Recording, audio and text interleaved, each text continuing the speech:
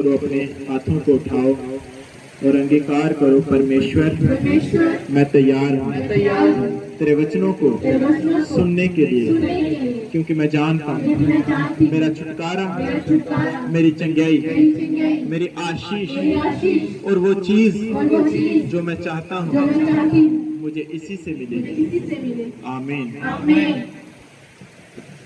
परमेश्वर के नाम को सब जन महिमा दें तालियों के साथ। हालेलुया।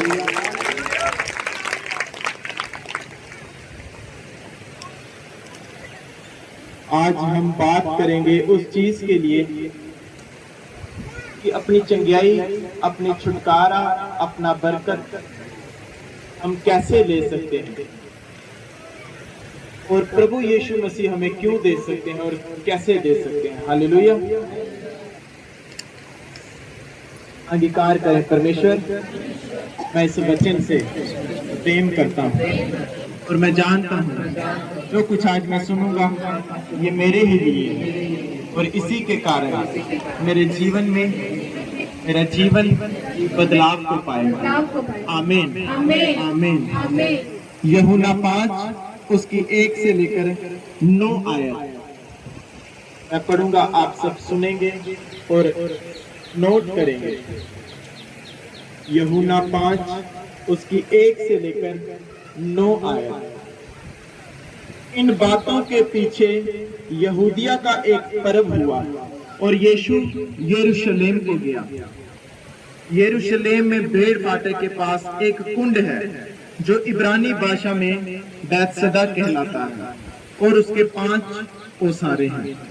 इनमें बहुत से बीमार, अंधे, लंगड़े और सूखे अंग वाले पानी के हिलने की आशा में पड़े रहते थे, क्योंकि नियुक्त समय पर परमेश्वर के स्वर्गदूत कुंड में उतरकर पानी को हिलाया करते थे। पानी हिलते ही जो कोई पहले उतरता वो चंगा हो जाता था, चाहे उसकी कोई बीमारी क्यों ना हो। और वहीं एक आदमी था जो 38 वर्ष से बीमारी में पड़ा था। यीशु ने उसे पड़ा हुआ देखकर और जानकर कि ये बहुत दिनों से इसी दशा में पड़ा हुआ, उससे पूछा, क्या तू चंगा होना चाहता है? यीशु ने उसे पड़ा हुआ देखकर और जानकर कि वह बहुत दिनों से इसी दशा में पड़ा है, उससे पूछा, क्या तू चंगा होना चाहता है? उस बीमार ने उसको उत्तर दिया, हे प्रभु, मेरे पास कोई मनुष्य नहीं कि जब पानी हिलाया जाए तो मुझे कुंड में उतारे, परंतु मेरे पहुंचते पहुंचते दूसरा मुझसे पहले उतर पड़ता है। यीशु ने उससे कहा, उठ, अपनी खाट उठाकर चल फिर। वह मनुष्य तुरंत चंगा हो गया और अपनी खाट उठाकर चलने फिरने लगा। आमीन। यूहन्ना 5 उसकी 1 से लेकर 9 आयत में मैंने अभी पढ़ा और मेरा विश्वास है आपने उसे ध्यान से ही सुना होगा। यहाँ बताया जा रहा है कि एक पर्व था, किसी जगह पर त्योहार था और वहां पर एक कुंड बना हुआ, तालाब बना हुआ था। और बाइबल यहाँ बता रही है कि उस तालाब के आसपास लोग इकट्ठे होते थे। कौन से? जो बीमार होते थे, किसी भी बीमारी से, चाहे वो क्यों ना ग्रस्त हो।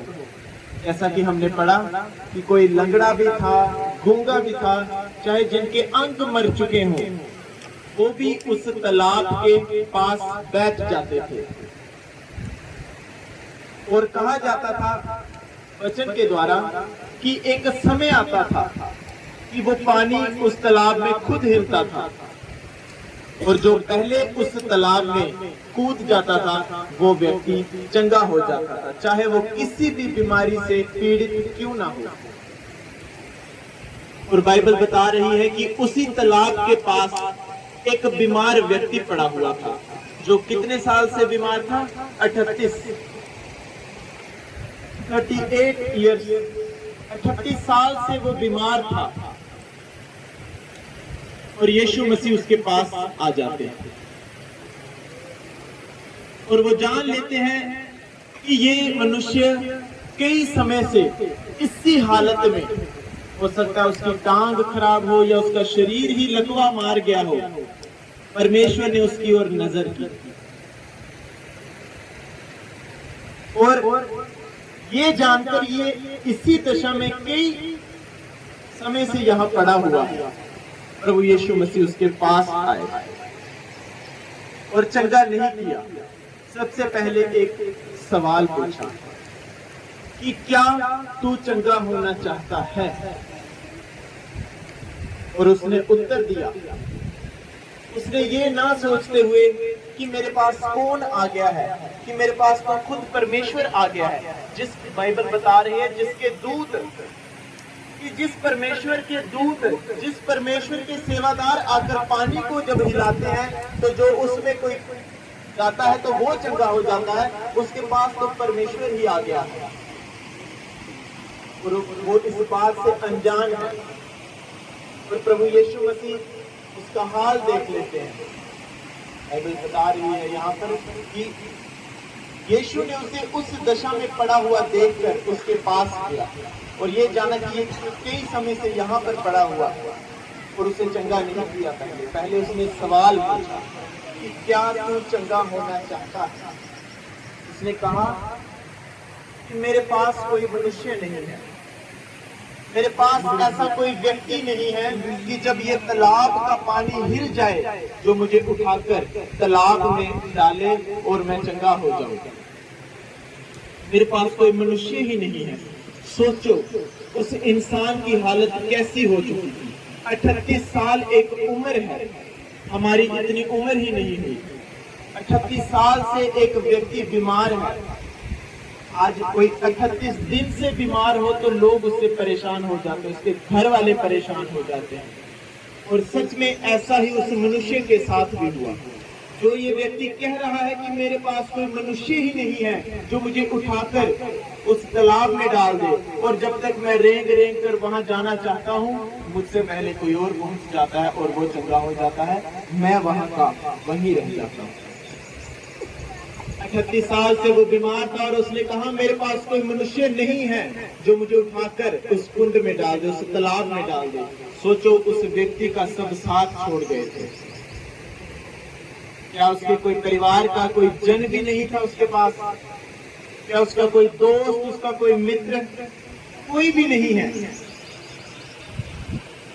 क्योंकि उस बीमारी के कारण जो दुख उस पर आ पड़ा, उसके घर वाले, परिवार वाले, हर कोई सगी संबंधी उसका साथ छोड़ चुका है और उसे छोड़ गए हैं खुदा के हवाले।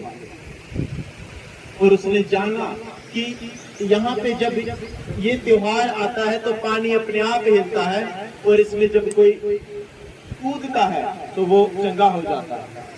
और वो इसी उम्मीद में उस जगह पर कई समयों से बैठा था। एक दिन आएगा जब पानी हिलेगा और मैं इसमें जाऊंगा और चंगा हो जाऊंगा। और बाइबल क्या बता रही है कि यीशु मसीह उसके पास आते हैं और ये जानकर कि ये इसी हाल में, इसी बीमारी में, इसी दुख में, इसी पाप में, इसी निराशा में कई समयों से पड़ा।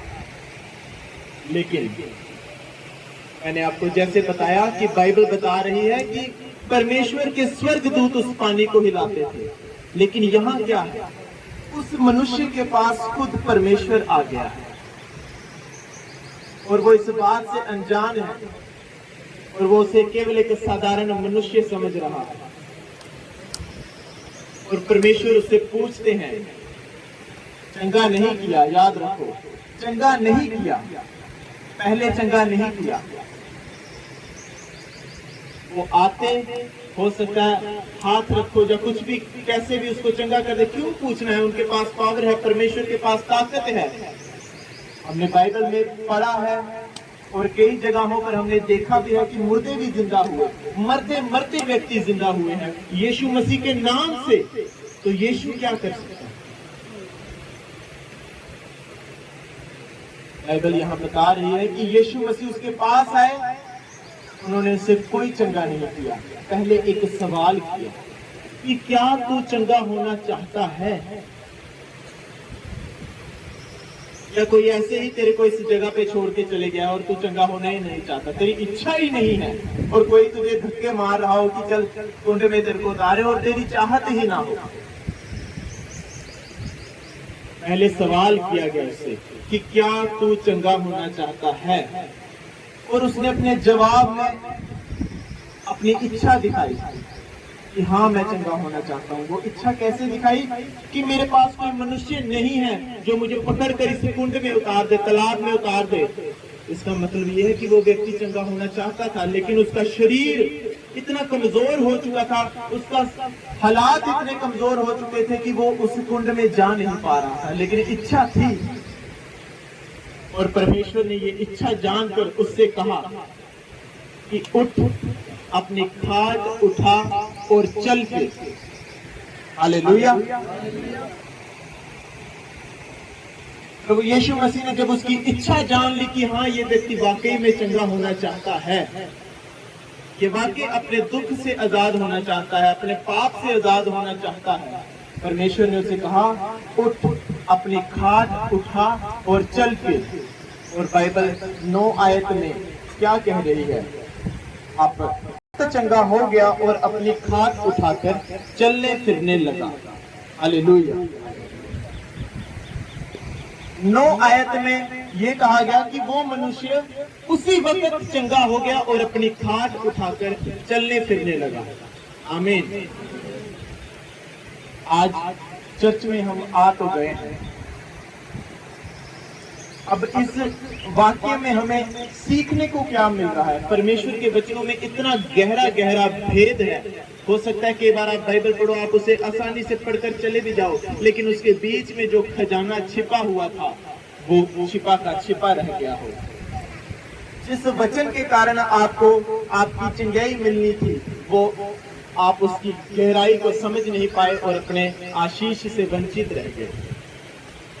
परमेश्वर ने उससे पहले पूछा क्या तू चंगा होना चाहता है? उसने अपने जवाब में अपनी इच्छा जताई कि हाँ मैं चंगा होना चाहता हूँ। आज आप चर्च में मौजूद हैं, क्या आप वाकई में अपनी आशीष को लेने आए हैं? क्या वाकई आप अपनी चंगाई को लेने आए हैं? क्या सच में आप छुटकारा चाहते हैं? क्या आपकी इच्छा है? अगर तो आपकी इच्छा है तो आप उस कुंड को नहीं छोड़ेंगे जिसके पास वो व्यक्ति बैठा था। हालेलुया। आप समझ नहीं पाए। आप उस परमेश्वर को कभी नहीं छोड़ेंगे जिसके कारण आपको आशीष मिल जाएगी। उस जगह पर बताया जा रहा है कि वो पानी हिलता था और लोग चंगे होते थे। परमेश्वर के स्वर्गदूत जब उसे हिलाते थे, वो इस आस में था कि इसी जगह से मेरा छुटकारा है। 38 साल से वो कहीं और पे भी जा सकता था, किसी और डॉक्टर को दिखा सकता था या किसी और सियाने के पास जा सकता था, लेकिन उसने अपनी आंखों से वो चमत्कार होते हुए देखे कि हाँ सच में यहाँ पर जो पहले आता है वो चंगा हो जाता है। जो बंदा मेहनत करता है उतर के, क्योंकि बाइबल बता रही है जो व्यक्ति पहला गिरता था। और आप क्या सोचते हैं कि उस तालाब के पास क्या कोई एक ही व्यक्ति होगा?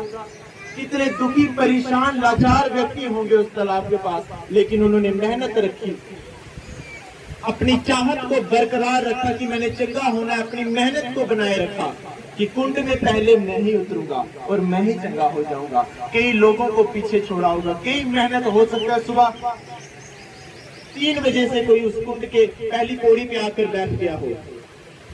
कई लोगों ने शायद खाना ही ना खाया हो कई दिनों तक कि मैं यहाँ से उठकर अगर चल जाऊं कोई और ना आ जाए। अपनी चाहत को बनाए रखा और परमेश्वर के सामने। और ये भी नहीं है कि आप परमेश्वर के भवनों में आ गए हो लेकिन आपकी इच्छा ना हो। मैं आपको हर बार कहता हूं कि परमेश्वर आपकी इच्छा से अधिक आपको कुछ नहीं देगा, लेकिन अगर आपकी इच्छा होगी उस चीज के लिए, आप यहाँ पर बैठे, अगर आपने सोचा ही नहीं होगा कि मैंने चंगा होना है या मैं अभी ऐसे ही ठीक हूँ, परमेश्वर आपको इससे अधिक देगा भी नहीं। क्योंकि वो आपको पूछ रहा है क्या तू चंगा होना चाहता है? क्या तू जिस दुख में पड़ी हुई है, क्या जिस बीमारी में पड़ी हुई है, क्या तेरे हालात जैसे भी हैं, आज परमेश्वर आपसे सवाल कर रहा है, क्या तू इस हालात से बाहर निकलना चाहता है? आज परमेश्वर आपसे सवाल कर रहे हैं, क्या तू इस बीमारी से चंगा होना चाहता है? और जब उस व्यक्ति ने अपनी इच्छा अपने जवाब में बताई कि मेरे पास कोई व्यक्ति नहीं है जो मुझे उठाकर यहाँ फेंक दे, इसका मतलब वो चंगा होना चाहता था। और जब परमेश्वर ने उसकी इच्छा जान ली, उसकी मेहनत को देख लिया, उसकी दशा को देख लिया, ये कई समय से यहाँ पर पड़ा हुआ है, याद रखो परमेश्वर आपको भूला नहीं है। अगर आप ये सोच रहे हो मुझे 1 साल हो गया चर्च आते, 2 साल हो गया, 10 साल हो गया, लेकिन आज तक मेरे हालात सुधरे नहीं, आज तक मेरा जीवन सुधरा नहीं, मेरे परिवार में चंगाई नहीं आई, एक बात याद रखो, परमेश्वर मुझे और आपको बनाकर भूला नहीं, परमेश्वर हमें भूला नहीं है। अगर आपके मनों में ये आ गया है कि पता नहीं प्रभु ने करना भी है ठीक या नहीं, लेकिन परमेश्वर हमें भूला नहीं है। अपने मनों में इस विश्वास को पहले कायम रखना है कि परमेश्वर मुझे भूला नहीं है, वो मेरे हालात देख रहा है, मेरी मेहनत को देख रहा है, लेकिन एक चीज और देख रहा है, क्या मेरी इच्छा तो नहीं मर चुकी, जो चंगाई मैं चाहता हूँ, जो मैं आशीष वाकई लेने के लिए चर्च गया था, क्या वो मेरी इच्छा खत्म तो नहीं हो गई। इसीलिए तो परमेश्वर ने वचन में लिखा है कि परमेश्वर ने उसकी दशा को देखते हुए, उसके हालात को देखते हुए उसके पास गया, और परमेश्वर उसके पास उसके हालात को देखते हुए उसके पास गया और उससे फिर पूछा, क्या तू चंगा होना चाहता है? और उसने जवाब जो दिया, उसका उत्तर था कि मैं चंगा होना चाहता हूँ। और जब परमेश्वर ने उसकी इच्छा जानी, उसकी मेहनत देखी कि ये बंदा हटा नहीं, अपने विश्वास में अड़ा रहा है, खड़ा रहा है, और उसके बाद परमेश्वर ने उसे कहा कि उठ, चल फिर और अपनी खाट उठा, अपना मंजा उठा, अपना बिस्तरा उठा जिसमें तू पड़ा हुआ है, उठा और चल फिर। और बाइबल कहती है वो व्यक्ति तुरंत चंगा हो गया और अपनी खाट उठाकर चल दिया। आमीन। फिर उसने उसकी आज्ञा मानी। जब उसने उसको सवाल किया क्या तू चंगा होना चाहता है, उसने इच्छा जताई, तो फिर उसे प्रभु ने कुछ आज्ञा दी। सोचो वो बीमार व्यक्ति पड़ा हुआ है, जो अपने आप को हिला नहीं पा रहा, उसे पानी में नहीं जा पा रहा। परमेश्वर ने ये थोड़ी ना कहा कि मैं तुझे उठाकर उस पानी में फेंकता हूं। परमेश्वर उसके हालात को जानते थे, लेकिन उन्होंने आज्ञा दी, ऐसा काम कर, उठ और चल फिर। उसने ये सवाल नहीं किया कि मैं उठना नहीं, अभी मैं तो बीमार है। उसने आज्ञा को माना। यीशु मसीह ने उसे कहा उठ और चल फिर, अपनी खाट उठा और चल फिर। और वो व्यक्ति, बाइबल बता रही है, उसी वक्त तुरंत चंगा हो गया जब उसने आज्ञा को माना। वो उठने की उसने जब कोशिश की, वो उठा और अपनी खाट उठाकर चल पड़ा। हालेलुया। हम इस वचन से क्या सीख ले रहे हैं? हम इस वचन से ये सीख ले रहे हैं कि हम जिस विश्वास में हैं, जिस परमेश्वर पर हमारा भरोसा है, हमें उसमें अड़े और खड़े रहना। वो परमेश्वर हमें बनाकर भूला नहीं। आप जिस हालात में हैं, परमेश्वर आपको देख रहा है। और जैसे एक दिन वो उस 38 साल से पीड़ित व्यक्ति के पास आ गया, वो दिन नजदीक है जब परमेश्वर आपके पास आपकी चंगाइयों को लेकर आ रहा है। आमीन। वो दिन नजदीक है जब परमेश्वर आपकी बरकतों को, आशीषों को लेकर आपके पास आ रहा है और आपसे पूछे कि क्या तो ये आशीष लेना चाहता है, और आप जवाब ना दो कि नहीं मिल जाएगी। जैसा कई बार परमेश्वर के दास यहाँ आकर पूछते हैं लोगों से कि परमेश्वर से क्या चाहते हो? नहीं, मैं काफी नहीं चाहती, मैं चाहती हूँ मेरा जीवन ऐसा हो जाए कि परमेश्वर की महिमा इस जीवन से निकले। मैं चाहता हूँ मेरा कारोबार इतना आशीषित हो जाए कि मैं उस कारोबार से परमेश्वर की महिमा कर सकूं। मेरा शरीर इतना हट्टा कट्टा, इतना स्वस्थ हो जाए कि इस शरीर से मैं परमेश्वर की महिमा कर सकूं। लेकिन दूसरा जो सबक यहाँ हमें सीखने को मिला, चाहत। क्या हमारी चाहत है? क्या हम चाहते हैं चंगा होना? क्या हम चाहते हैं परमेश्वर में आगे बढ़ना? क्या हम चाहते हैं अपने परिवार के छुटकारे को? क्या हम चाहते हैं अपने जीवन में सुधार को? क्या हम चाहते हैं अपने जीवनों में उन्नति को? क्या हम चाहते हैं अपने आप को आत्मिक तरीके में बढ़ाने को? चाहत परमेश्वर जब आपकी इच्छा जानता है तो फिर वो आपकी इच्छा जब देखता है फिर उसे पूरा करने के लिए वो कार्य भी करता है। लेकिन आज हमारी इच्छाएं नहीं है। अगर हम 10 दिन चर्च आए हैं, हमने देखा 10 दिन हम चंगे नहीं हुए, हमारी 11वें दिन इच्छा खत्म हो जाएगी, 12वें दिन हमारा विश्वास खत्म हो जाएगा। और जब हमारे अंदर विश्वास नहीं है, इच्छा नहीं है, तो परमेश्वर भी कुछ नहीं कर सकता। हालेलुया। क्योंकि परमेश्वर ने वचन में कहा कि परमेश्वर अपने वचन में बंधा हुआ है। उसने कहा आकाश और पृथ्वी टल जाएंगी, लेकिन जो बातें मैंने कह दी हैं मैं उनसे कभी भी टलूंगा नहीं। अगर मैंने कहा है कि यदि तू विश्वास करेगा तो मेरी महिमा को देखेगा, तो तू सच में देखेगा। लेकिन कब? अगर तू विश्वास करेगा। आपके अंदर विश्वास नहीं है और आप सोचे कि मेरे जीवन में कुछ हो, तो ऐसा नामुमकिन है। अब विश्वास कैसे लाना है? हम अपने जीवन में विश्वास सबसे पहले ला सकते हैं गवाहियों को सुनकर, परमेश्वर का वचन पढ़कर, परमेश्वर के लोगों के साथ संगति करके, संगतियां अटेंड करके हम अपने विश्वास को मजबूत कर सकते हैं। ऐसा नहीं है कि आप केवल रविवार को आए और चर्च को अटेंड करें और आप सोचें कि आपका विश्वास बड़ा मजबूत है। आपका विश्वास आपके किसी पड़ोसी ने या आपके किसी रिश्तेदार ने जब आपको एक ताना मारा, आपका विश्वास आपके पैरों में गिर जाएगा, क्योंकि कमजोर विश्वास। परमेश्वर का वचन कहता है जिनके विश्वास मजबूत है वो पहाड़ों को हिला सकते हैं। पहाड़ क्या है? पहाड़ अटल है, कभी हिलता नहीं है, चट्टान है, लेकिन विश्वास उसे हटा सकता है। वो बीमारी का पहाड़ हो, दुख का पहाड़ हो, पाप का पहाड़ हो, तंगी का पहाड़ हो, लेकिन अगर आपको परमेश्वर के ऊपर विश्वास है कि यीशु मसीह के कारण, यीशु मसीह के नाम के कारण मैं इस बीमारी से आजाद हो सकता हूं, तो आप हो जाएंगे।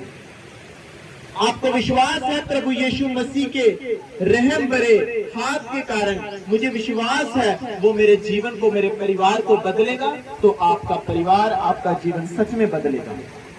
लेकिन विश्वास नहीं है, जब हमारी नींव ही नहीं है, हमारे मकान का प्लिंथ ही नहीं है, तो हमारा मकान कभी भी गिर सकता है। मसीह जीवन की सबसे बड़ी नींव है, सबसे बड़ा प्लिंथ मजबूत है जो है वो विश्वास है। आप चर्च आ गए लेकिन विश्वास नहीं है, आपके जीवनों में काम नहीं होगा और आप कोसेंगे फिर परमेश्वर को कि कोई ऐसे कख भी नहीं। पहले अपने आप को देखना है कि मेरा विश्वास था ही नहीं तो होगा कैसे? परमेश्वर ने कहा है विश्वास करने वाले उसकी महिमा को देखेंगे। आपका विश्वास अगर परमेश्वर के ऊपर है तो आप परमेश्वर की संगतियों को कभी मिस नहीं करेंगे। आप उसके नाम की महिमा के लिए कभी भी पीछे नहीं हटेंगे। यहाँ पर 38 साल के रोगी को विश्वास था कि मैं कुंड में पड़ जाऊंगा तो मैं चंगा हो जाऊंगा। परमेश्वर ने उसके विश्वास को देखते हुए उसके पास आकर उससे पूछ ही लिया, क्या तू चंगा होना चाहता है? और उसने अपनी इच्छा दिखाई फिर, हाँ मैं चंगा होना चाहता हूँ।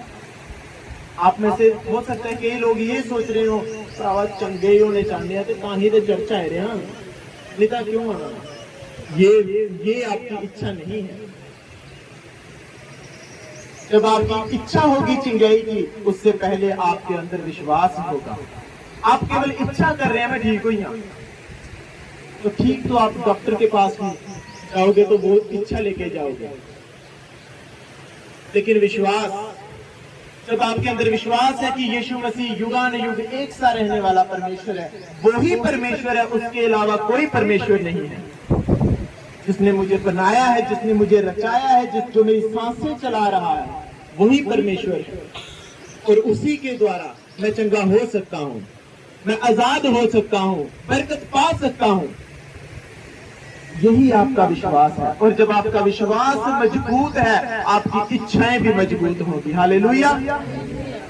और याद रखो, इच्छा उसी व्यक्ति की मजबूत है जो विश्वास में मजबूत है, जो परमेश्वर के वचन में मजबूत है। यहाँ 38 साल के रोगी ने पहले अपना विश्वास दिखाया, फिर अपनी इच्छा दिखाई, और सबसे अंत में उसने क्या किया जिसके कारण वो चंगा हुआ, जानते हैं? प्रभु यीशु मसीह ने उसे कहा, उठ और चल फिर।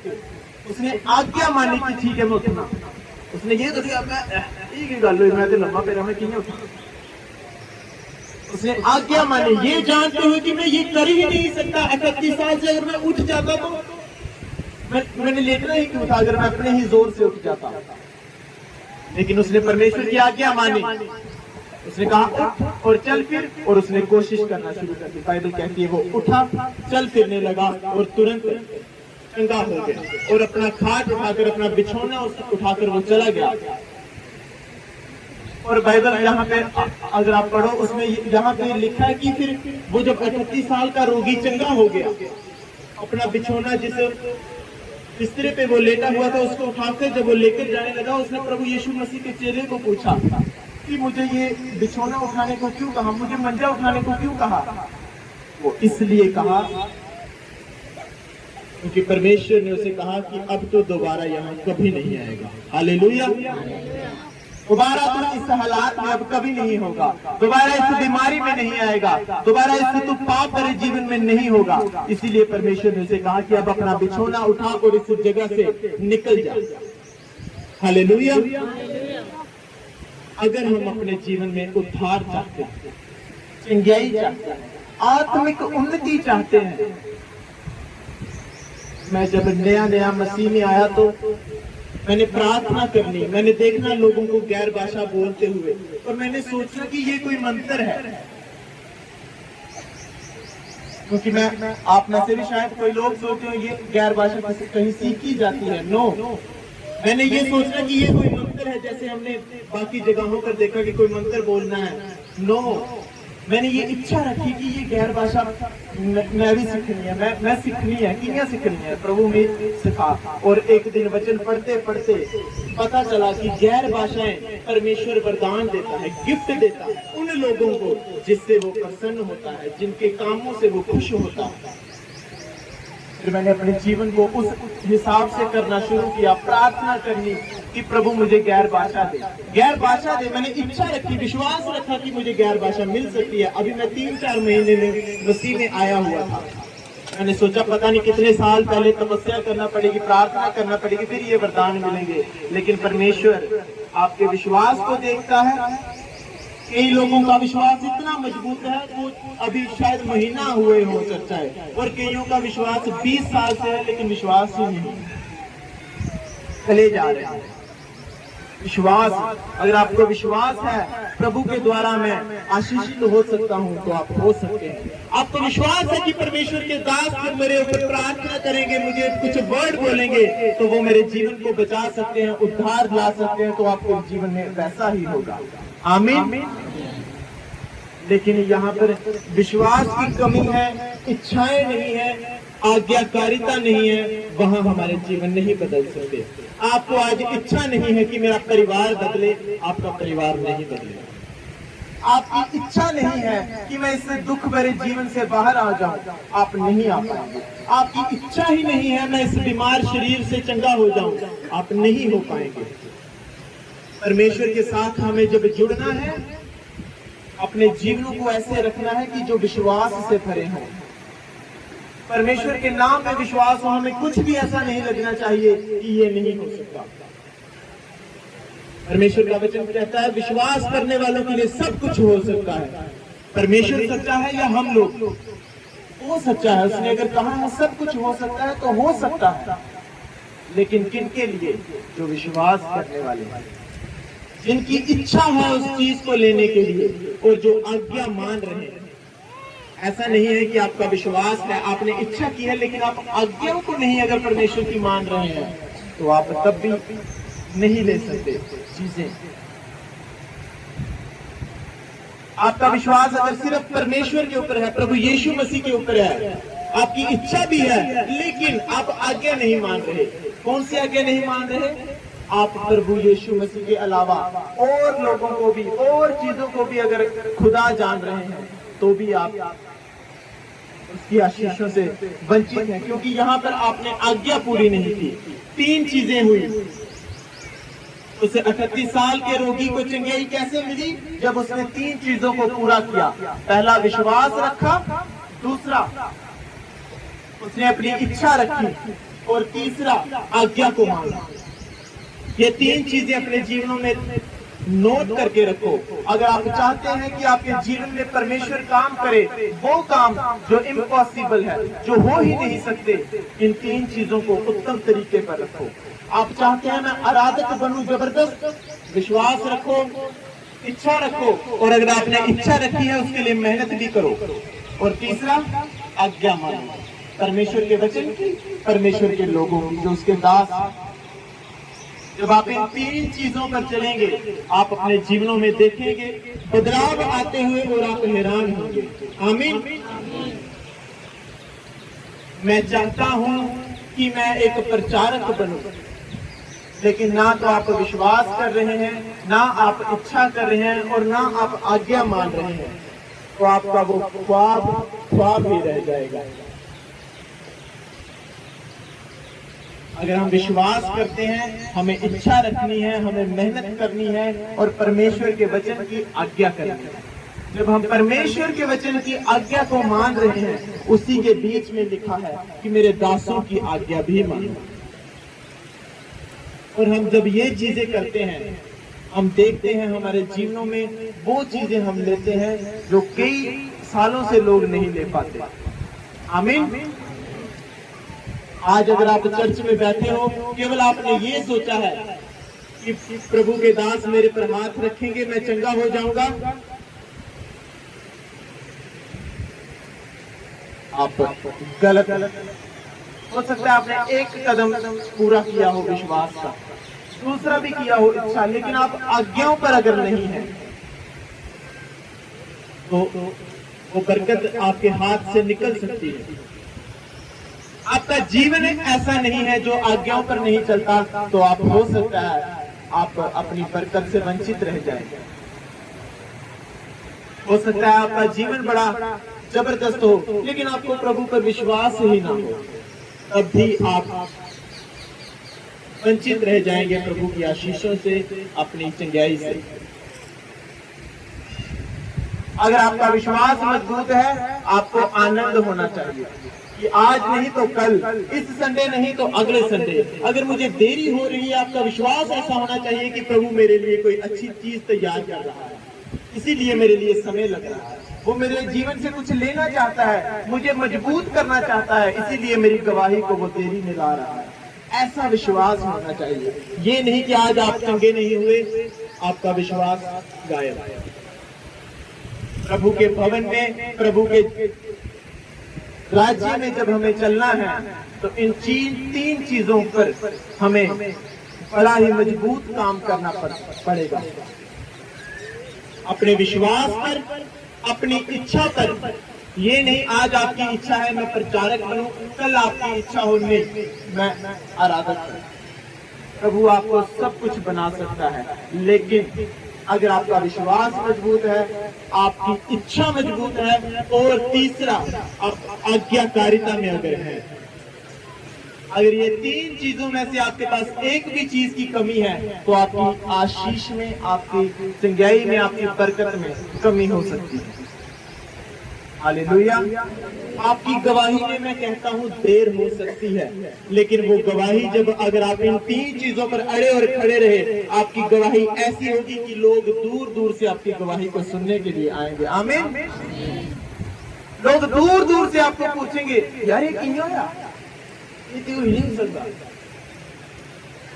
आपकी गवाही को सुनने लोग आपसे बात करने के लिए इच्छुक रहेंगे। आपका जीवन बदला कैसे, आप आराधक बने कैसे, आप प्रचार कैसे करने लगे, लोग आपसे फिर पूछेंगे, और आप फिर परमेश्वर की महिमा बताओगे कि मैंने ये चीजें की थी परमेश्वर के द्वारा, और आज मैं ये चीजों को पा चुका हूँ।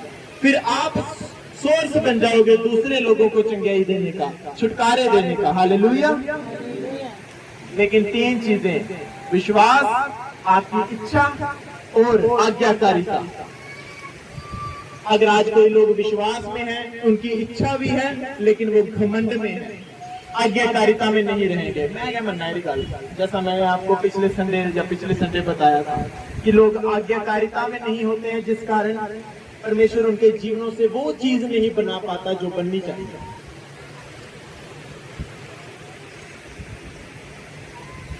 हमारे अंदर अगर आज्ञाकारिता नहीं है, परमेश्वर हमें वो नहीं बना सकता जो वो सच में हमें बनाना चाहता है, और वो चंगियाई नहीं दे सकता जो वो सच में हमें देना चाहता है। कुछ ना कुछ कमी रह जाती है।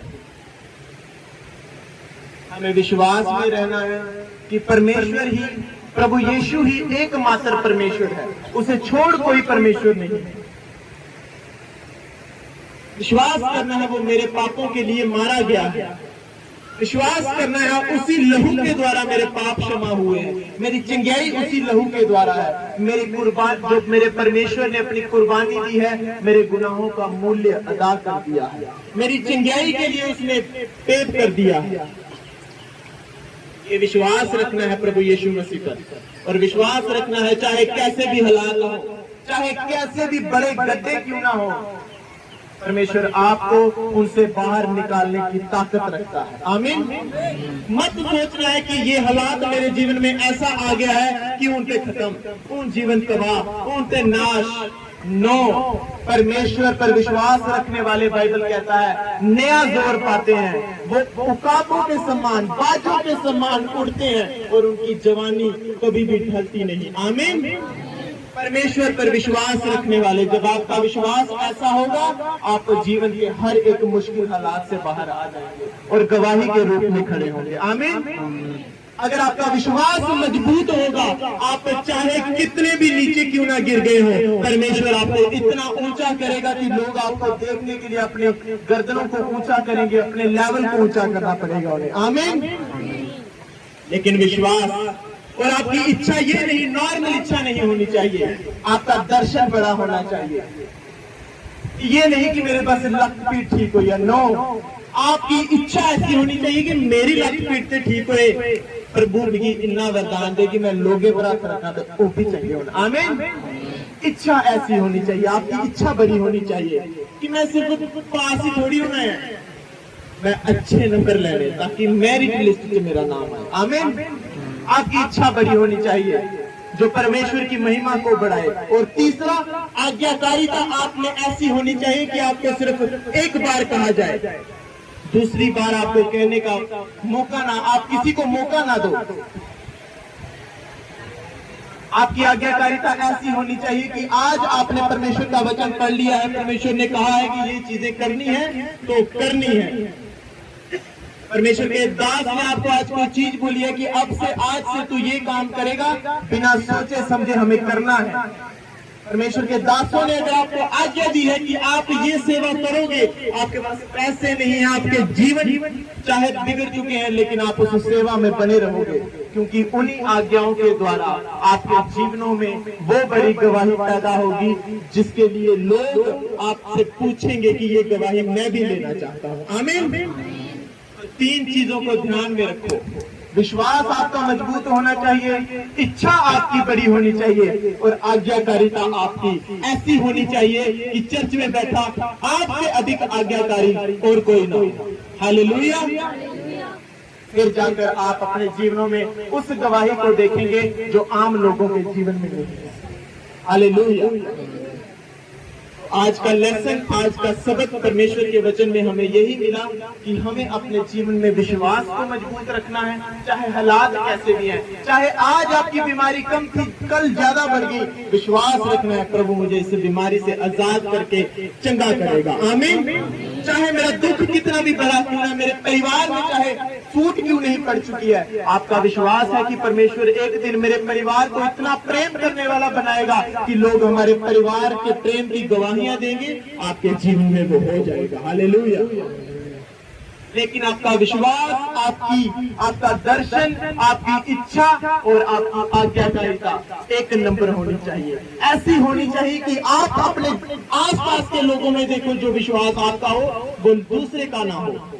होना उसका भी चाहिए, लेकिन आपको ऐसा लगना चाहिए कि जितना विश्वास मेरा है इनका नहीं, जितना बड़ा दर्शन मैंने रखा है इतना दर्शन किसी का बड़ा नहीं है। जो आज्ञाकारिता मैं करता हूँ मुझसे अधिक आज्ञाकारिता कोई नहीं है। घमंड नहीं करना, लेकिन अपने आप में ये चीजें देखनी है कि इतना आज्ञाकारिता मैं होना चाहिए। हालेलुया। फिर आपकी गवाहियां आम लोगों की तरह नहीं होंगी। आमीन। उठाओ अपने हाथों को, अंगीकार करो, परमेश्वर मैं आज से अपने विश्वास को मजबूत करूंगा। तेरे वचन को पढ़कर, तेरी गवाहियों को सुनकर, तेरे दासों की आज्ञा मानकर मैं अपने विश्वास को मजबूत करूंगा। मैं अपना दर्शन बड़ा रखूंगा जो तेरे नाम की महिमा को, और मैं अपने जीवन के सारे गुनाहों से तौबा करता हूँ और मैं वायदा करता हूँ मैं तेरे वचनों पर चलूंगा। तेरे द्वारा आज्ञा जो दी गई है मैं उन्हें पूरा करूंगा और तेरे नाम को ऊंचा करूंगा।